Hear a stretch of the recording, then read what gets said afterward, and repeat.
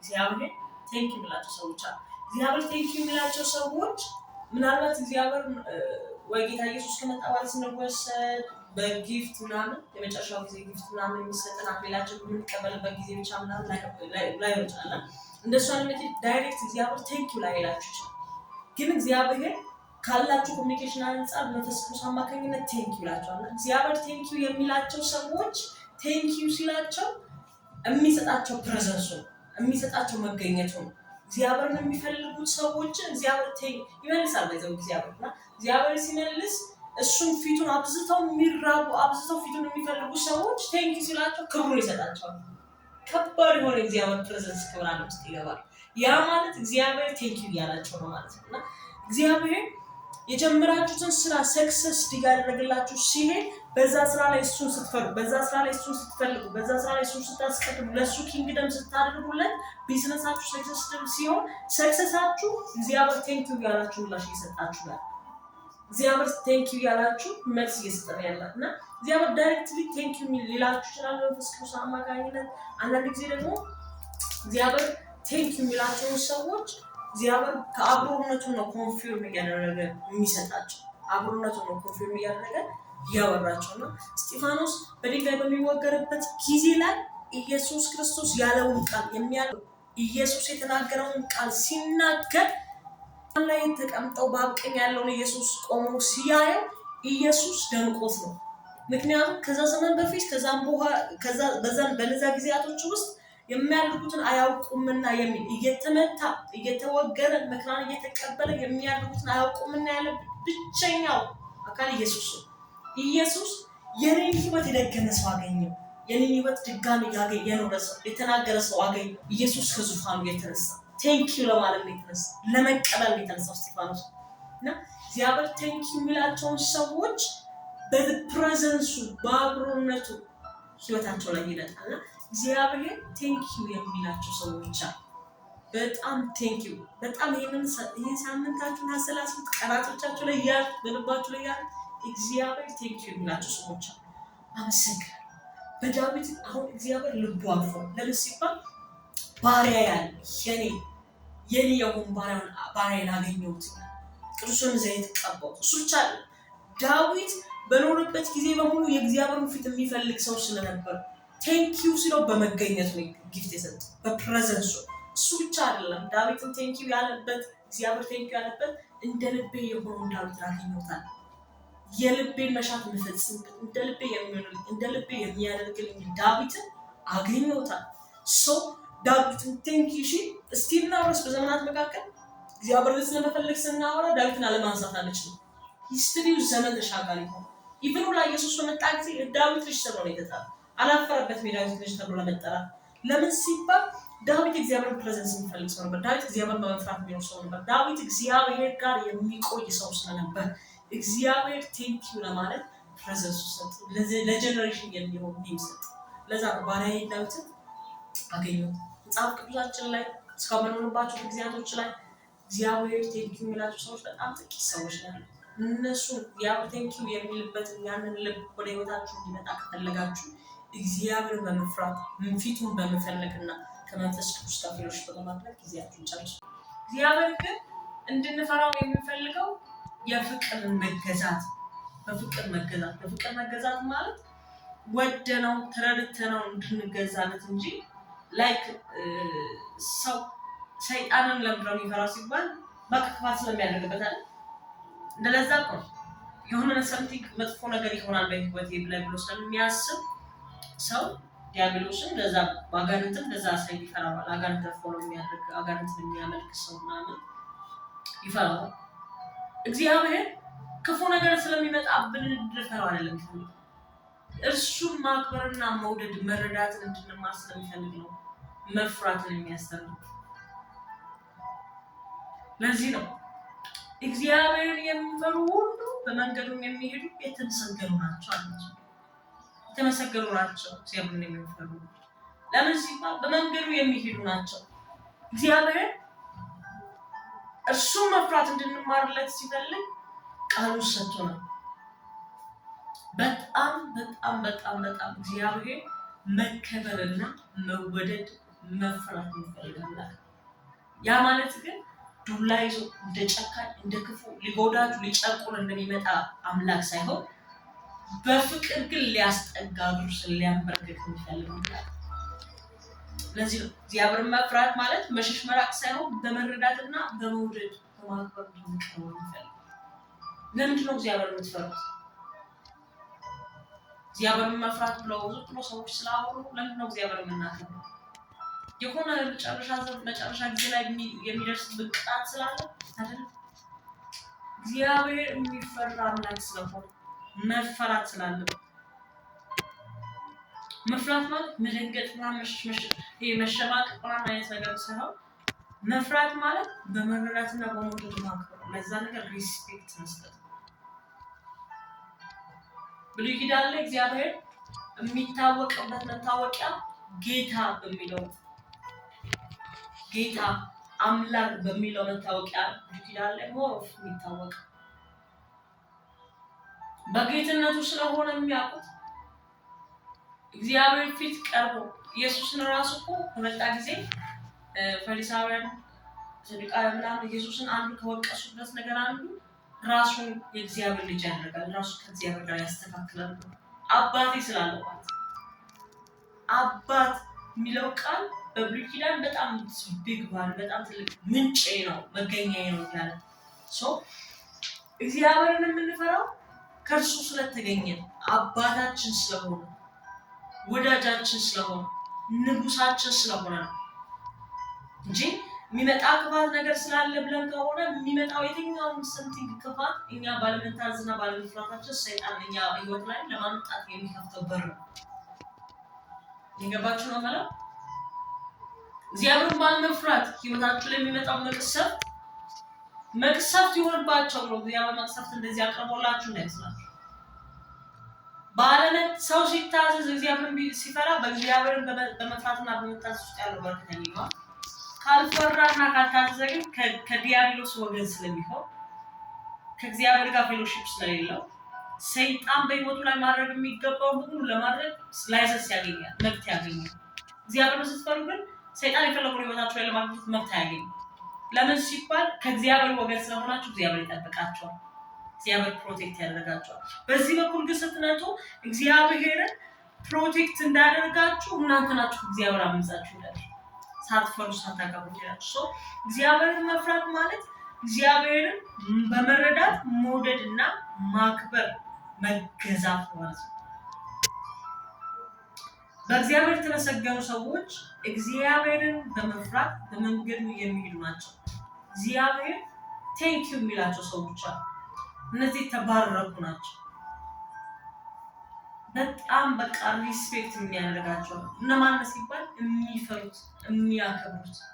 ለዚህ ነው ሳሙኤል ሲናገር ያከበሩኝን አከብራለሁ፣ የናቁኝስ ይናቅ። ቃሉ ተጠቅሞ ያከበሩኝን አከብራለሁ፣ የናቁኝን እኮ እሱ መናቃል፣ ሌሎች በሌሎች ይናቃሉ። ያከበሩኝን አከብራለሁ፣ የናቁኝ ግን ይናቅ። ቃሉን ይወዳል። ከዛም በኋላ ደግሞ እግዚአብሔርን የሚፈራ ቃሉ ስለሚወደው እግዚአብሔርንም ስለሚፈራ ይሄ ሰው ቃሉ አለመኖር አይችልም።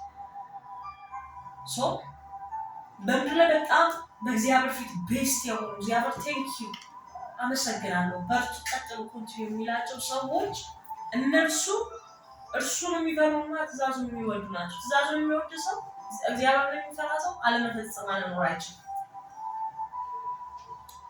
ቅድስና ብዙ ጊዜ እግዚአብሔር ስለመፍራት ስናንሳ ቅድስና ነው የምናነሳው። ለእግዚአብሔር መለየት አይደለም። እግዚአብሔር የማይመጥን እግዚአብሔር የማይገባውን ነገር ከማድረግ እንድንቆጠር የሚያደርገን እግዚአብሔርን መፍራት። ሰው እግዚአብሔርን ካልፈራ መቀደስ አይችልም። ተቀድሻለሁ ብሎ እግዚአብሔርን ባለመፍራት ውስጥ የሚኖር ሰው አላውቅም። ሰው ግን እግዚአብሔርን እፈራለሁ ብሎ ግን በቅድስና ውስጥ አለ። ይህንን ግን አውቃለሁ። ተቀድሻለሁ የሚል ሰው ሁሉ እግዚአብሔር እንደሚፈራ። ምክንያቱም ለእግዚአብሔር የሚለያችሁ እግዚአብሔር መፍራታችሁ አይደል?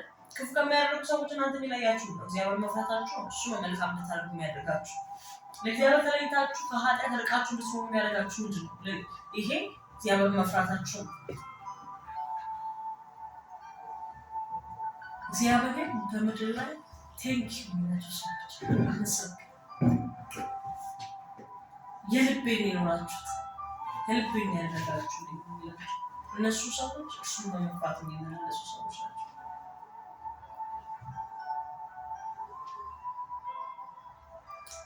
በቅንነት የሚሄዱ ምስክሩን የሚፈልጉ እነዚህ አመፅን አያደርጉም። በቅንነት እግዚአብሔርን ፊት በመፈለግ በንጹህ ልብ የሚሄዱ ምስክሩን ማለት የክርስቶስ መንፈስ የትንቢት መንፈስ ነው ይለናል። ደግሞ ስለ ክርስቶስ ደግሞ ምስክርነት የሚሰጠው ማለት መንፈስ ቅዱስ ነው አይደል? እርሱ ምስክሩን የሚፈልጉ መንፈስ ቅዱስን የሚፈልጉ ሰዎች በቅንነት በንጹህ ልብ እግዚአብሔርን በመፍራት የሚሄዱ ሰዎች እነዚህ ሰዎች አመፅን አያደርጉም። በእግዚአብሔር ላይ ለአመፅ አይነሳሱ።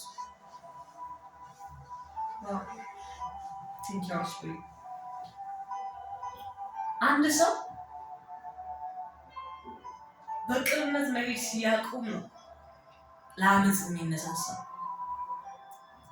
በቲም ውስጥ ካሉ በህብረት ውስጥ ካሉ እነዛ ህብረቶች መካከል ላይ ሁሉም በቅንነት የሚሄድ ከሆነ ለአመፅ አይነሳሳም። ምክንያቱም በአንድ ልብ ነው የሚሄዷል።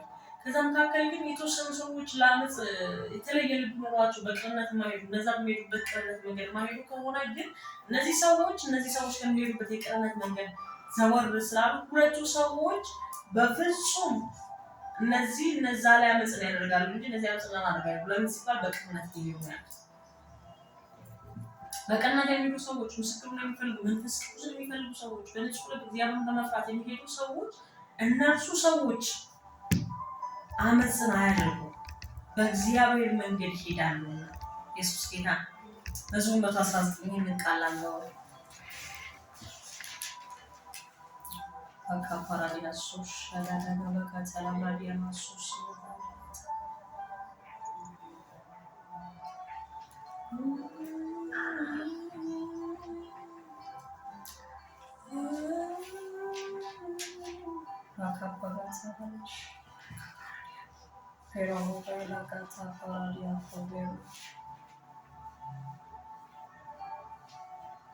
መዝሙር 119 ቁጥር 1 እና 3 እንደዚህ ይላል። በመንገዳቸው ንጹሐን የሆኑ በእግዚአብሔርም ሕግ የሚሄዱ ምስጉኖች ናቸው። ምስክሩን የሚፈልጉ በፍጹም ልብ የሚሹት ምስጉኖች ናቸው። አመፅን አያደርጉም። ለምን ሲባል በመንገዳቸው ይሄዳሉ። ትእዛዝህን እጅግ እንጠብቅ ዘንድ አንተ አዘዝ። ስርዓትንም ለመጠበቅ መንገዶቼ ይቀኑ ዘንድ እወድ ነበር። ትእዛዝን ሁሉ ስመለከት በዚያን ጊዜ አላፍርም። አቤቱ የጽድቅህን ፍርድ ስማ። በቅን ልብ አመሰግናለሁ። ስርዓትንም እጠብቃለሁ፣ በፍጹም አትጣለኝ ይላል። መንገዳቸው ንጹሐን የሆኑ በእግዚአብሔር ሕግ የሚሄዱ ምስጉኖች ናቸው። ምስጉኖች ናቸው ማለት የተባረኩ ናቸው ማለት በሰው መካከል ብቻ እንዳይመስላችሁ፣ በእግዚአብሔር ፊት የተባረኩ ናቸው። እግዚአብሔር ሁሉም ሰው ብለስድ አይልም፣ የተባረኩ ናቸው አይላል። ክፋትንም የሚያደርግ ከአጋንንትም ጋር የሚተባበረውን ያንንም ሰው ቴንኪው አይልም። እግዚአብሔር ቴንኪው የሚላቸው ሰዎች እነዚህ የተባረኩ ናቸው የኔ ናቸው የሚላቸው ሰዎች በፍጹም ልብ የሚሹት ፊቱን የሚፈልጉ በንጹህ ልብ የሚሄዱ ምስክሩን መንፈሱን የሚፈልጉ ስለሱ የሚያወራ መንፈሱን የሚፈልጉ እነሱ ሰዎች ናቸው የተባረኩ ሰዎች። ሳምንታችሁ ላይ ግን ቃል ታስፈልጋል። እግዚአብሔር ቴንኪው የሚልበት ህይወት እንድትመላለሱ። እግዚአብሔር ሰው ቴንኪው ይላል። አመሰግናለሁ ለማታላቅ ማስባችሁ ሆናል። እግዚአብሔር ግን ቴንኪው የተባረካችሁ ናችሁ፣ ምስጉኖች ናችሁ። ይህን ስላደረጋችሁ ቴንኪው የሚላችሁ ሰዎች መሆን ይቻላል። እሱን ፊቱ ስትፈልጉ እሱን ስትፈሩ እግዚአብሔር ቴንኪው የሚለውን ህይወት እንድትኖሩ ያደርጋል። እነዚህ ሁለት ነገሮች ላንሳና ከዛ ደግሞ ሞር ሳምንት እግዚአብሔርን የመፍራት በረከቶች በሚል ሀሳብ እግዚአብሔርን የመፍራት በረከቶች በሚል ሀሳብ ሳምንት ደግሞ በደንብ የሚመርጠው በሁለት መንገድ ነው። እግዚአብሔር በመንገዱ የሚሄዱትን ሰዎች የሚመርጠው በሁለት መንገድ ነው። አንደኛ በእግዚአብሔር ሕግ የሚሄዱትን የመጀመሪያው በእግዚአብሔር ሕግ በእግዚአብሔር ሕግ የሚሄዱትን ሰዎች እግዚአብሔር ይመርጣቸዋል።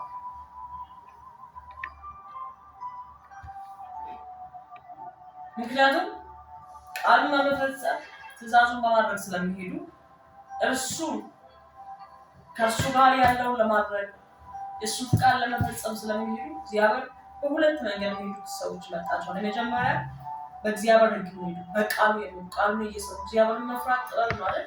እግዚአብሔርን መፍራት ማለት ጀስት ሰምቶ ማለፍ አለ። እግዚአብሔርን መፍራት ማለት ምን አለ? በመረዳትና መውረድ ማክበር፣ ለእሱ መገዛት የፍቅር ሰሚሽን ነው። የፍቅር መሰጠት መገዛት ነው እግዚአብሔርን መፍራት ማለት ነው። እግዚአብሔርን የምንፈራው በቃ የሆነ መቅሰፍት ይመጣብናል ብለን ሳይሆን እግዚአብሔርን የምንፈራው እሱ መፍራት ስላለበት ክብር ስለሚገባው። እንደውም አንድ ቃል ላይ አይ ቲንክ ሚልኪያስ ላይ ነው መሰለኝ እንደዚህ ይላል፣ አባት ከሆንኩ መፈራት ይላል፣ ጌታ እስከሆንኩ ክብር ይላል ይላቸው። አባት ይፈራል። እንድንፈራው የሚፈልገው እሱ የፍቅር ሰሚሽን የፍቅር መገዛት ነው እግዚአብሔር እንጂ የሚመጣብን መቅሰፍት እያሰብን እንድንገዛት አይደለም። ዋናው የሚመጣብን መቅሰፍት እያሰብን እንድንገዛ የሚፈልገው እሱ ዲያብሎስ ነው። ይገርም አይታችሁ ከሆነ የሆነች ነገር የሚያቀርባት ሰንደልን ተፈልገ አምጣ የተባሉ ሰንደሏ ካላመጣ ህይወቱ ላይ ያመሰቃቅልበታል። ስለዚህ ሰው አጋንንትን የሚፈራው ህይወቴን ያመሰቃቅልልኛል ብሎ ስለሚያስብ እስቲ ሰው እግዚአብሔርን ይፍራ። አጋንንትን ሳይሆን ሰው እግዚአብሔርን ይፍራ። አጋንንት አይደለም አትሊስት አጋንንትን በሚፈራበት ሜትድ እንኳን ሰው እግዚአብሔርን አይፈራም። እውነቴን እኮ ነው አይደል? ሰው እግዚአብሔር አጋንንትን በሚፈራበት ልክ አይፈራውም። ለምን ሲባል ፍቅር ስለሆነ፣ ታጋሽ ስለሆነ፣ ምህረቱን ስለምናውቅ። ግን ከምንም በላይ መፈራት ያለበት እግዚአብሔር።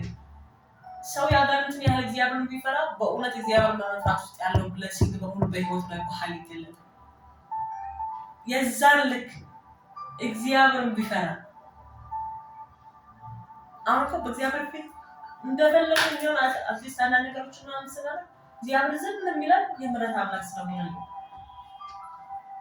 ሰይጣን ምህረት አያውቅም። ዲያብሎስ ምህረት የሚባል ነገር አያውቅም። ሰው ከመልካም ነገር ይልቅ ክፋትን ነው የምንፈራው፣ ጉዳትን ነው የምንፈራው። እግዚአብሔር ደግሞ እዛ ህይወት ውስጥ እንድንገባ አይፈልግም። እዛ ህይወት ውስጥ ደግሞ የምንገባው በገዛ ፍቃድ ባለመታዘዝ፣ እግዚአብሔር ባለመፍራት። እግዚአብሔርን ሰው ሲፈራ በእግዚአብሔር መስመር ውስጥ ስለሚገባ እሱን በመፈለግ ውስጥ እሱን በመታዘዝ ውስጥ ይኖራል። በጣም ብዙ ጊዜ ብዙ አይቻለሁ። ስፔሻሊ ኢትዮጵያ ውስጥ ያለን ማህበረሰብ ብዙ አይቻለሁ። ብዙ እግዚአብሔርን መፍራትን ጀስት በመቀደስ ደረጃ በሚል መስማት እንጂ እግዚአብሔርን መፍራት በፍቅር ሰሚሽን መገዛት ምክንያት ብዙዎቻችን አንለማመድም።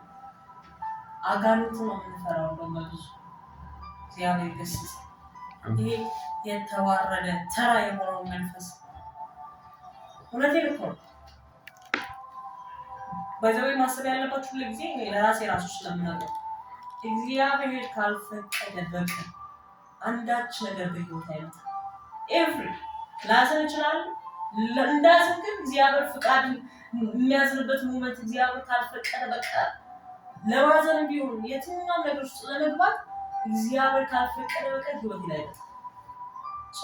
አጋንንት ምናየው ከህይወት ስልጣን የለውም። መፍራት የለባችሁ እግዚአብሔር ነው። በጣም እግዚአብሔር መፍራት እግዚአብሔር መውረድ አለባችሁ፣ መደንገጥ አለባችሁ። ነገስታት መጡ ሲባል የሀገር መሪ ትላልቅ ሰዎች መጡ ሲባል ክቡ ብላችሁ እንደምትፈሩ ሁሉ የምትፈሩት ግን የካላቸው ስልጣን የተነሳ ነው። እግዚአብሔር ደግሞ ሰማይና ምድርን የሰራ የሁሉ ጌታ የሁሉ ባለቤት የሁሉ ገዢ የሆነ አምላክ ነው። እግዚአብሔርን መፍራት ያለብን ለዛ ቃሉን በማወቅ ቃሉን በማጥናት በህጉ በመሄድ እግዚአብሔርን መፍራት አለብን። ሁለተኛው እግዚአብሔር በመንገድ የሚሄዱትን ሰዎች የሚመርጠው በፍጹም ልብ የሚሹትን ነው። በፍጹም ልብ የሚሹት በፍጹም በሙሉ ልባቸው የሚሹትን ሰዎች እግዚአብሔር በመንገድ የሚሄዱ ሰዎች ናቸው። ቴንክ ብላቸው ለምን ሲባል በእውነት ስለሚሄዱ። እግዚአብሔርን መፍራት በሌለበት ቦታ በሙሉ ክፋት አለ። ለምን ሲባል እግዚአብሔርን መፍራት ከሌለ እግዚአብሔር በዛ ስፍራ በመፍራት ውስጥ የሚንቀሳቀስ ማህበረሰብ ከሌለ የዲያብሎስን ካራክተር ክፋትን በማድረግ የሚንቀሳቀስ ሰው በዛ ቦታ ላይ ያለ። ለዛ አብርሃም በዚህ ስፍራ እግዚአብሔርን መፍራት በእውነት እንደሌለ ለሚስት ሲሉ እንደሚገርም ያሰብኩ እግዚአብሔርን መፍራት በዛ ቦታ ላይ ስለሌለ ክፋትን ለማድረግ ሰዎች ሁልጊዜ ኮንሽስ ናቸው። ሰዎች እግዚአብሔርን መፍራት ህይወታቸው ላይ ስለሌለ ክፋትን ለማድረግ ኮንሽስ ናቸው። ዘዳግም 4 ላይ ያለ ቦታ ላይ እኔን መፍራት ይማሩ ዘንድ እንዳለ አባት እንደ አባት የምትገዙበት እንደ ጌታ የምትኖሩበት በዛ ሚሽን የምትኖሩበት የፍቅር ህይወትን እንድትማሩ እግዚአብሔር ይፈልጋል። ለዛ ነው ሁልጊዜ አምላክን እግዚአብሔር መፍራት ትማሩ ዘንድ ስሙን እንዲጠሩ በመረጠው ህዝብ አምላክ በእግዚአብሔር ፊት ያለ መስዋዕት አቅርብ እያለ እናገራለን። እግዚአብሔር እሱ መፍራት ይማሩ ዘንድ ህግን ሰጣቸው። እሱ መፍራት ይማሩ ዘንድ መሪ ሰጣቸው። አሁን እግዚአብሔር እሱን መፍራት እንማር ዘንድ ቃል ሰጥቷል። እሱ መፍራት እንማር ዘንድ ደግሞ መንፈሱ ሰጥቷል። እሱ መንፈስ ቅዱስ እግዚአብሔርን የመፍራት መንፈስ በመጨረሻ አይነት ቃል አምብላችሁና እንጨርሳለን።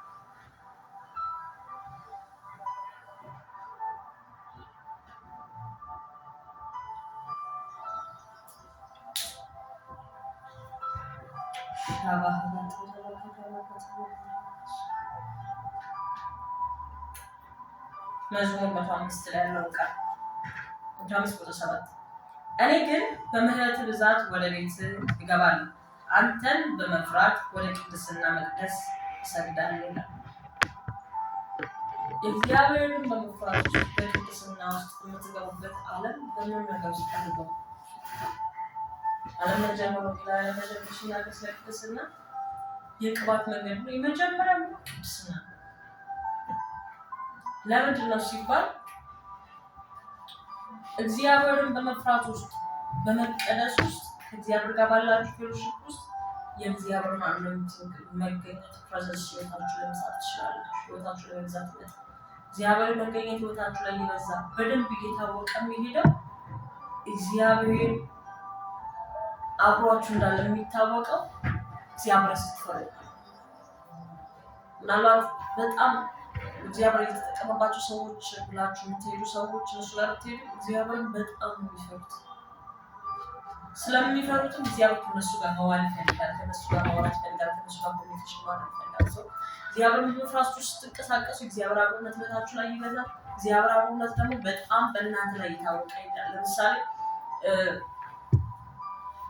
ሰምቲንግ ኃጢአት የሚያደርጉ ሰዎች ካሉ በዙሪያችሁ ኃጢአት እናደርግ ስትሉ ኖ ስትሉ እግዚአብሔርን መፍራታችሁ ነው የሚያሳየው። ኖ ስትሉ ግን እግዚአብሔር በዛ በኃጢአት ከመስራት ጋር ባለመተባበራችሁ አብሯችሁ እንዳለ በሚታወቅ መልኩ ነገሮች ስስ እያደረገ እያሞላ ማድረጋችሁ ነው።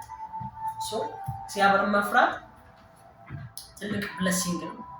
እግዚአብሔርን መፍራት ውስጥ ያለውን ብለሲንግ ደግሞ ሳምንት እናያለን። ኢየሱስ ጌታ አሜን።